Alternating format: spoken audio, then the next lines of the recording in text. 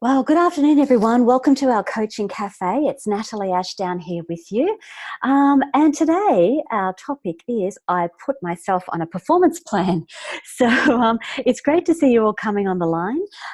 Feel free to let me know that you can hear me okay and that you can see my slides. I know a few of you have already mentioned that, but that's quite useful that you can hear me loud and clear. Welcome to the cafe. It's oh, hello, Carolyn. Welcome. You've put up your hand, but if you could type a message into the chat box, I can pick up your comments from there, which would be great. Fantastic. So today's agenda, it's about understanding how we put ourselves on a performance plan. And today I want to talk about why do we think that performance plans have got such a bad rap? How do they actually enable high performance in the workplace?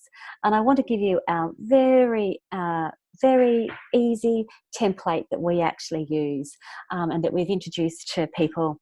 Over the years, for many years now, we've actually introduced this template.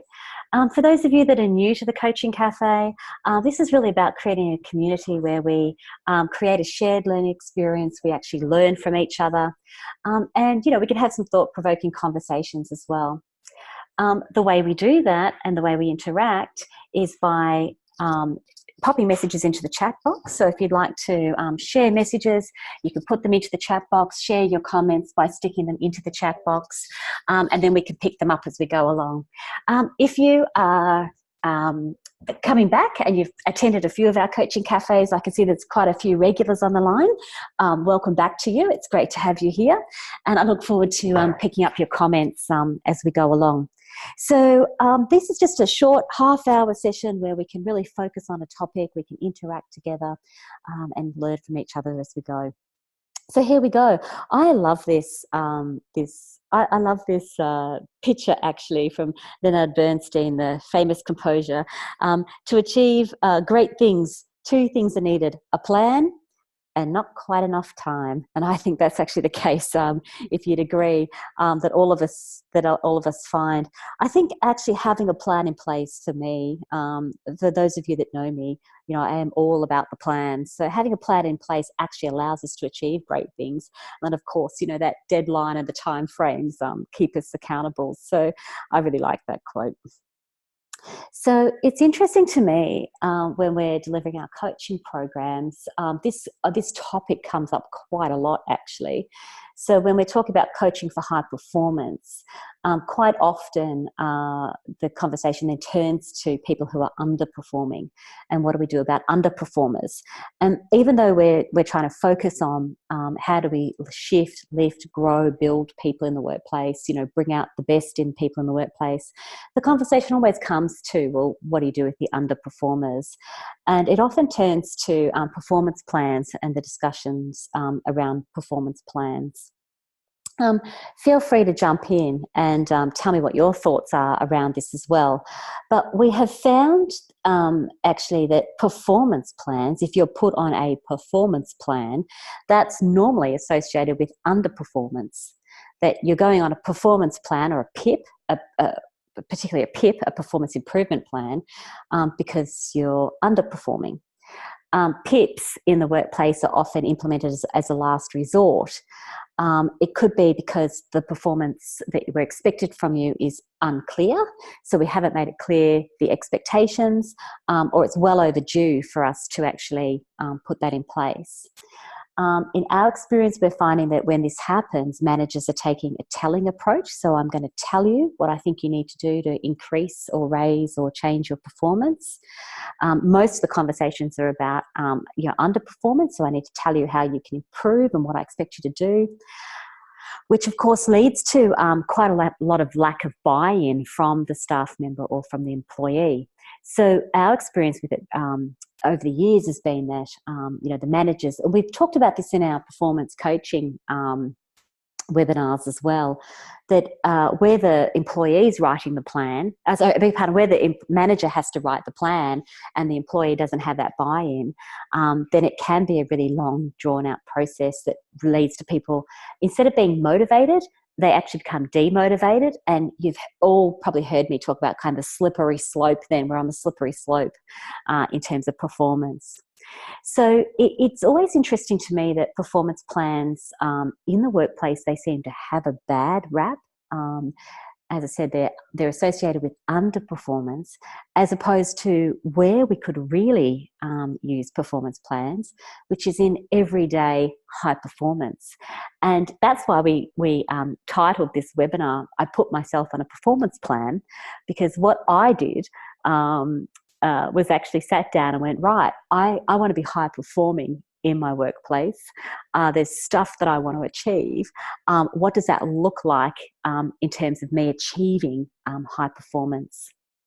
So thank you. Here come the comments. Thanks for jumping in. Jody says, I think that what also contributes to this perception is that high performers are doing fine, so they don't need help.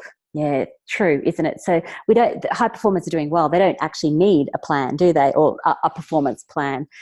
So high performers also don't get the support and challenge they need to do even better. Yeah, I agree with you, Jody. So we don't put high performers on performance plans because they're doing great, as opposed to what I'd like us to think about is everyone needs a performance plan. They need to be plans in place for our high performance. So high performers need that as well. Yeah, thank you. And Luke has said there, yes, that's another great comment too, is that high performers often have plans, but they don't call them performance plans. Yes, you're right. So that's true. We do see in the workplace a lot, as you will notice. We see a lot of people putting plans and goals in place. Project plans, milestones, whatever it might be, strategic plans that are broken down, all those kind of things. We see a lot of those things in the workplace. They're just not typically related to being, it might be a workforce plan or workforce planning, or, the plans are there, but they're just not normally associated with this is a high performance plan or a performance plan. So that's kind of the language I'm picking up on. Great, thank you. Other thoughts about that in your experience? I know we've got a lot of experience on the line, and I know some of you are dialing in, so that makes it hard to type. But I'm very keen if you want to jump in and tell me your thoughts as well. Oh, good. So we think that performance plans in particular need to focus on continuous improvement. They have to be orientated towards how we all as performers and as people within the workplace can achieve high performance and continue to focus on continuous improvement. And that's why I love this other quote as well. The biggest room in the world is the room for improvement. And I like that quote as well. I read out the slides as well for people who I know are dialing in, because I know it's all very well for me to say I like this slide, but when you're listening to this online and you don't have the slide pack in front of you, you're like, what is she talking about? So that's fine. Alrighty. So then I wanted to turn our attention to how do performance plans, the concept of performance plans, actually help and enable high performance. And I love this other quote. I'm mad for quotes today, as you can see. And this quote says, go to bed with dreams and wake up with plans. And I like that because, as a natural TJ, Myers-Briggs TJ, I'm very much about trying to put a plan in place.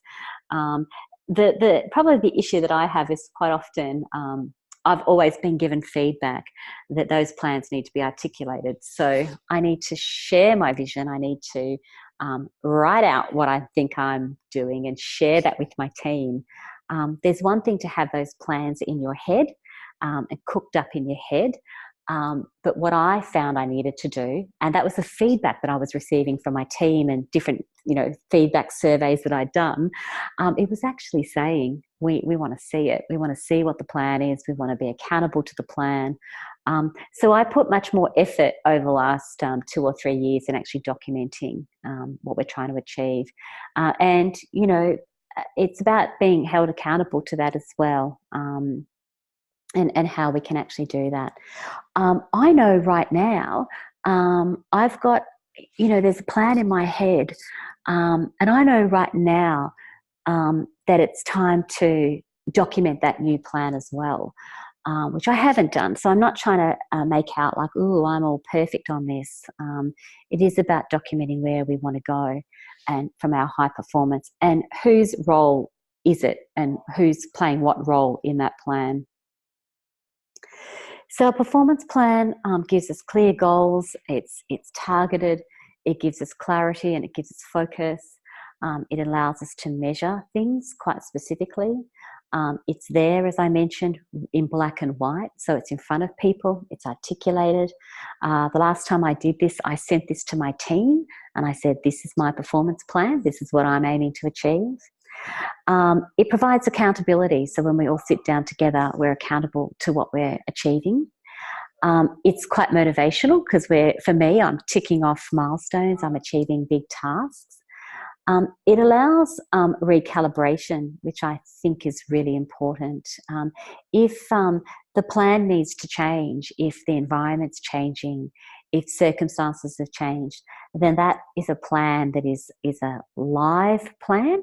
It's actually dynamic, and it can be recalibrated on a monthly or quarterly or 6-monthly basis as well.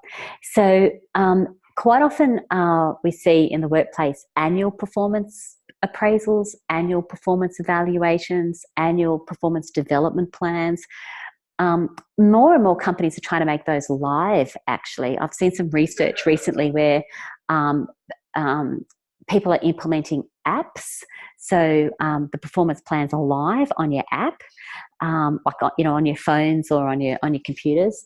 So they're trying to make them more live, more dynamic. Put the plans at people's fingertips, and to do that, you know, building an app, making it part of when you log on, you're seeing those kind of things is all where companies are moving to as well. The other thing I think is really important is that if we do this, it actually allows us to understand where it is obvious if there's too much on our plate. Now, I know with a lot of high achievers in the workplace, we're great at having you know, a lot on our plate, but this is really trying to focus on, well, is having a lot on our plate, is that enabling our high performance? Or is it actually limiting our high performance? So by having a lot on our plate, is it getting actually in the way of our high performance? And if that's the case, then obviously if we realise that, then we can do something about it. So I like the idea that performance plans are about measurement and clarity and goals, and they can be communicated.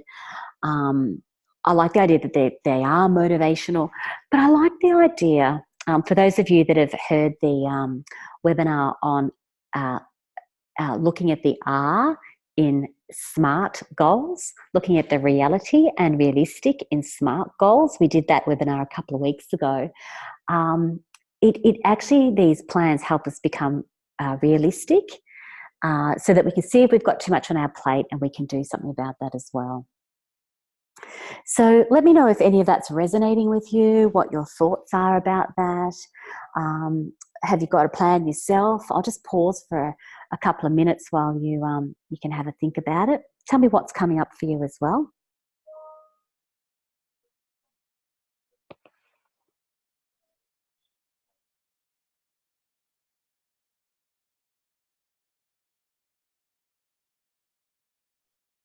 All right, you're quiet out there, which is totally fine as well. Alrighty. So the performance plans that we put in place enable us, obviously, as we've been talking about, to focus on performance. And I bring back Tim Galloway's equation from the inner game of tennis.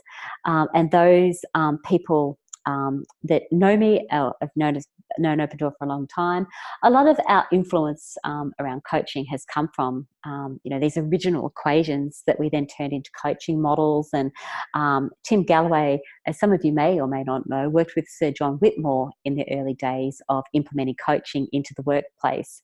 So in the inner game of tennis, it is a book about tennis, but it's a book about mindsets. It's about how do we focus our mindset in order to achieve high performance. And that book can easily, if you just swap out the word tennis and put in any environment or context you are in, it makes total sense. So when it comes to performance, Galloway said that performance equals our potential minus our interference. So the performance plans enables us to focus on our potential, allows us to bring out our potential. It also has the advantage of minimizing interference. And what I mean by that is where we're distracted, where there's opportunities. So we can be distracted by the workload and work that we've got on. But we can also be distracted by opportunities.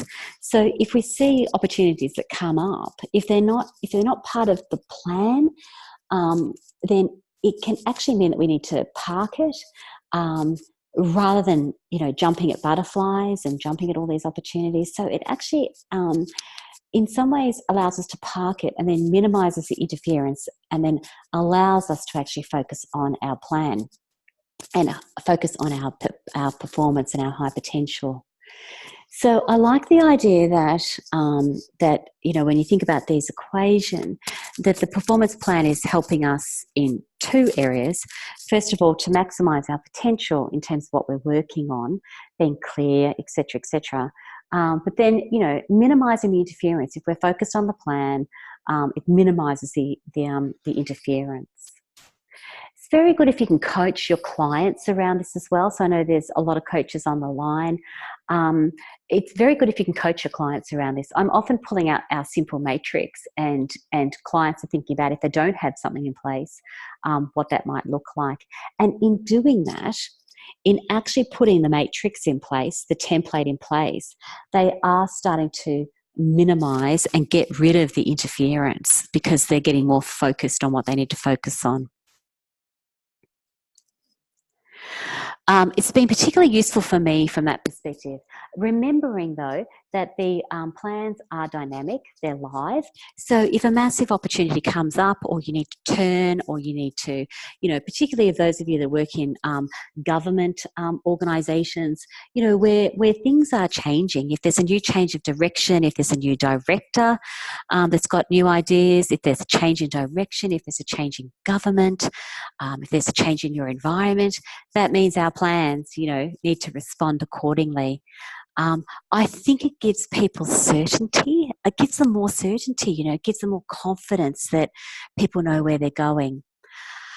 A lot of the executive coaching I do, it's around the strategy, it's around plans, it's around what the executive are thinking about that they want to introduce. And the number one thing that keeps coming up is they need to communicate. They need to be able to communicate those plans to their employees. People are crying out for a shared vision. They're crying out for a shared vision and for direction. It's a massive thing I'm seeing at the moment because there's a lot of uncertainty going on in some workplaces. So how do we use these performance plans, not as a remedial exercise, but as a way of giving that vision, and then also giving the certainty and the direction that people need. So thank you. Your comments are coming in. Let me pick them up. Yvonne asked about what apps.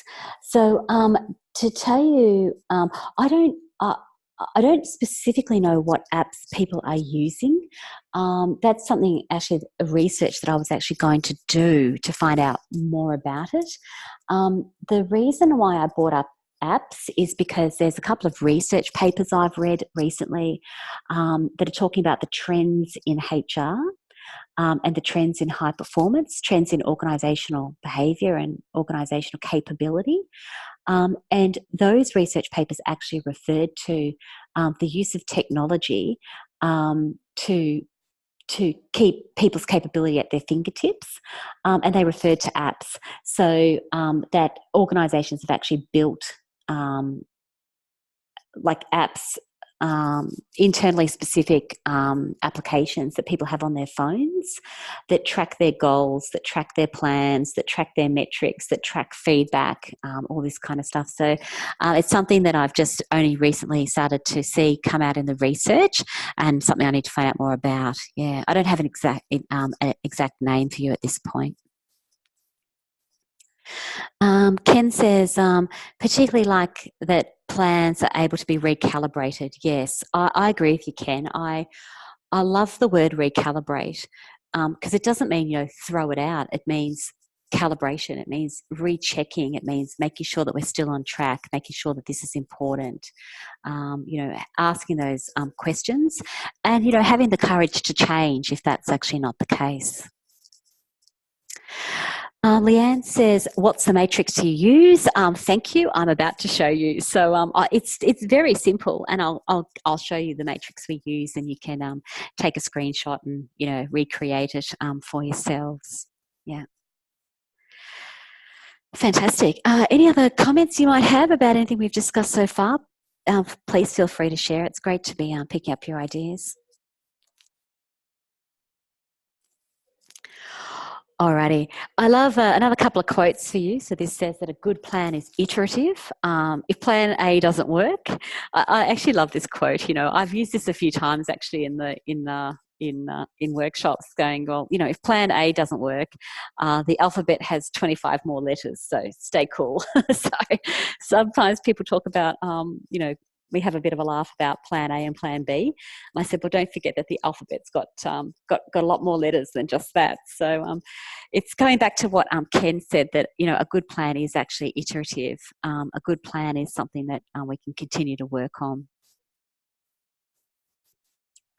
So here's the template that we've got, and like I said, I really believe in keeping things simple. So let me give you just a moment to take a look at it, and then I can step you through it as well.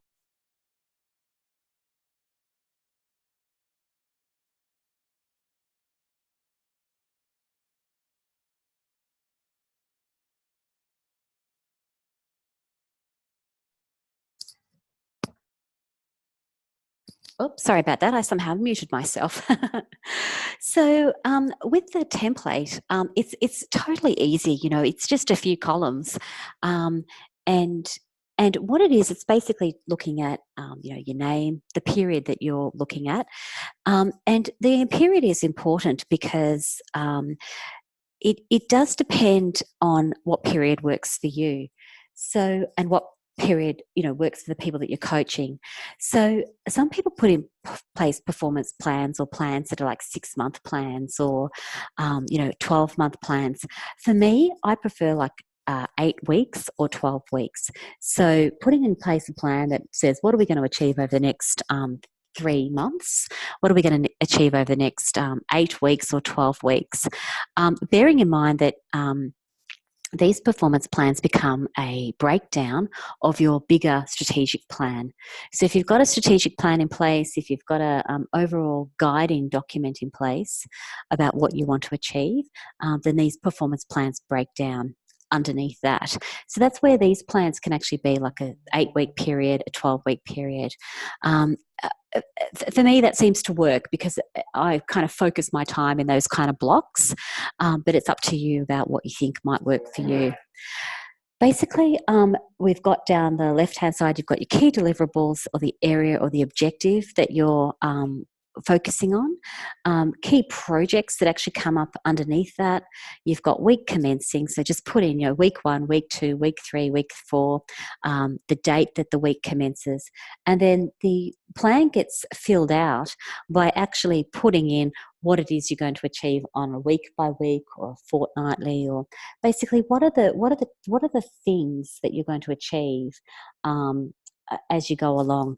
So in this, we put in the project milestones. So we want to have achieved certain stuff by certain times, and your project milestones can go in there.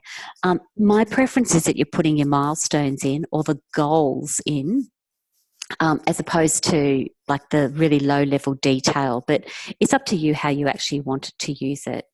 So you've got key areas, key objectives that come out of potentially out of your strategic plan. It might be like build client relationships.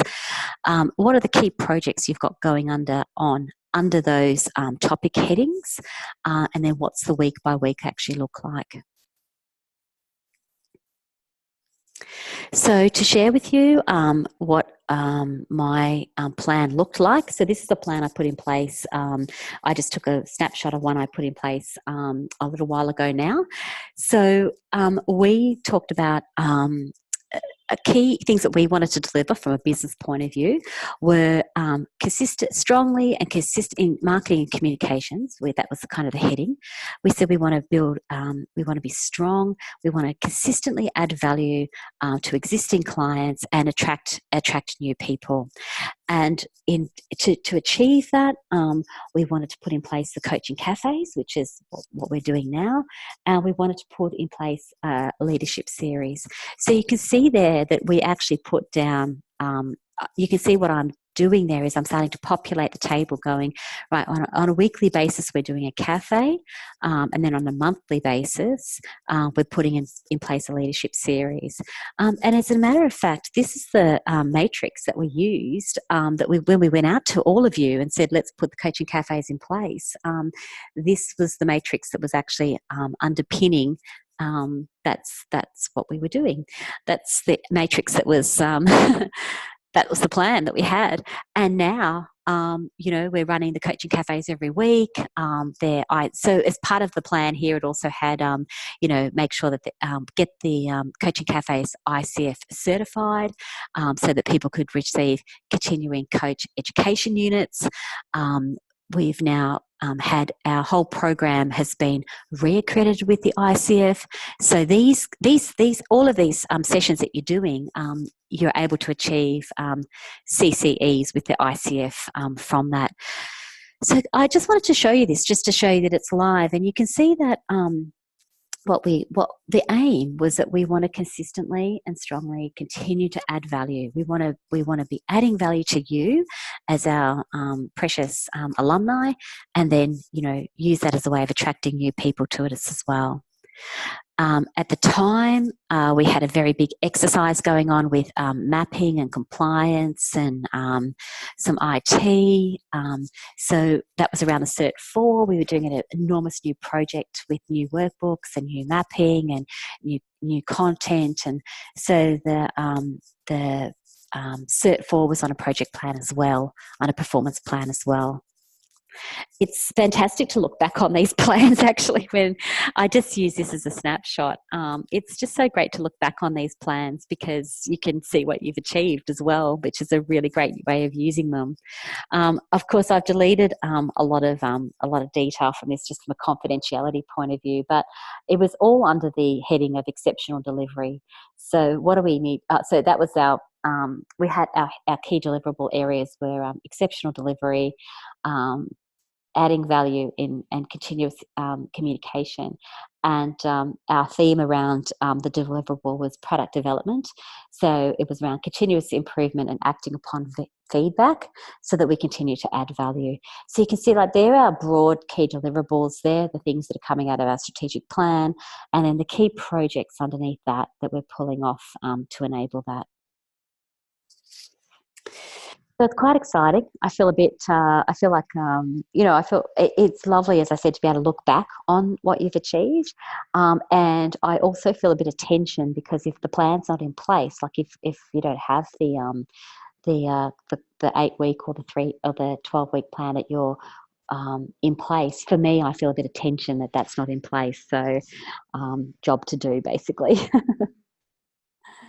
Good timing to have this. Good timing to have the webinar to make sure we've got one in place. So let me know if you've got any thoughts, questions. As I said, it's really simple. You can change it the way you want it. We call it a matrix. You can call it a performance plan, a project plan, a document, whatever you like. I like it. I just call it, let's have a look at our matrix.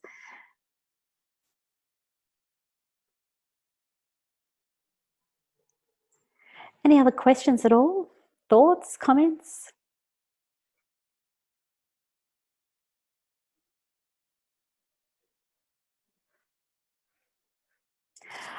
Alrighty. Well, as always, as we come to the end of our time, good to reflect on what your key takeaways are from the time that you've spent. Great to have a think about what actions you might think about. Please feel free to register for our next webinar and contact us if you have questions. But yeah, I love that comment, Jody. Thank you. Jody says maybe it should be reframed to call it a high performance plan.